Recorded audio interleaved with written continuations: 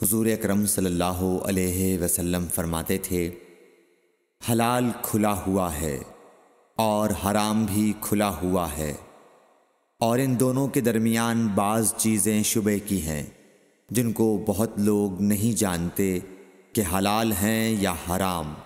फिर जो कोई शुबे की चीज़ों से भी बच गया उसने अपने दीन और इज़्ज़त को बचा लिया, और जो कोई इन शुबे की चीज़ों में पड़ गया उसकी मिसाल उस चरवाहे की है जो शाही महफूज चरागाह के आसपास अपने जानवरों को चराए। वो करीब है कि कभी उस चरागाह के अंदर घुस जाए और शाही मुजरिम करार पाए। सुन लो, हर बादशाह की एक चरागाह होती है। अल्लाह की चरागाह उसकी ज़मीन पर हराम चीज़ें हैं, बस इनसे बचो।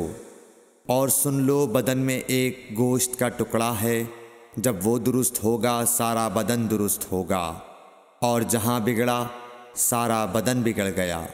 सुन लो, वो टुकड़ा आदमी का दिल है। सही बुखारी हदीस नंबर 52।